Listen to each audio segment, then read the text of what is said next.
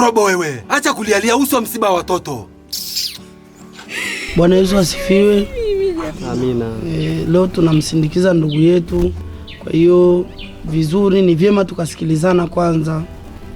Na kabla ya yote ningependa kusema kwamba tuanze kwanza kwa kusikiliza historia ya ndugu marehemu. Wapendwa ndugu zangu, Bwana Yesu asifiwe. Amina. Tumsifu Yesu Kristo.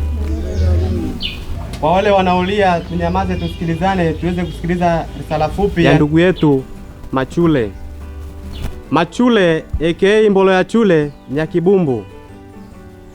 Alizaliwa tarehe 10 mwezi wa 5 mwaka 2015 huko Nairobi.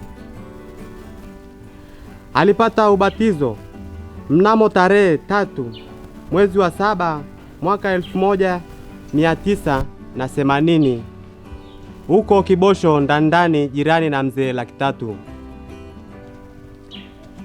Machule aka Mbolo ya Chule Nyakibumbu amefariki akiwa na umri wa miaka 32.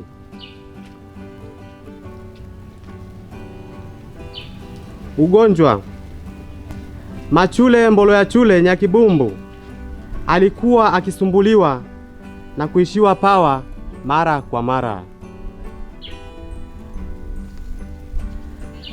Marehemu hajaacha kitu chochote wala hakufanikiwa kupata mtoto wala kuwa na mke. Kudai au kudaiwa. Machule alikuwa akimdai Mama Kibonge shilingi 2,500. Pia alikuwa akimdai Mama Amina shilingi 250. Ndugu zangu, kama nilivyotangulia kuambia kwamba ndugu yetu Machule hajaacha kitu chochote isipokuwa ametuachia tu begi hapa pamoja na malapa yake, na kuna deni kubwa ambalo anadaiwa. Hivyo basi hata tukiuza vitu hivi hatutaweza kufanikiwa kuweza kulipa deni hilo. Hivyo basi itabidi tuiombe serikali itusaidie tuweze kulipa deni hili. Marehemu alikuwa akidaiwa na Mzee Laki Tatu shilingi 652,000. Hapo bwana ndugu, tena umegusa pale panapouma. Machule ndugu marehemu, ilikuwa deni langu alipe wiki hii, lakini sasa Mungu amemchukua. Sasa ndugu, hilo deni nitalipataje? Na marehemu fito alifuacha ndo kama hivyo. Yowe.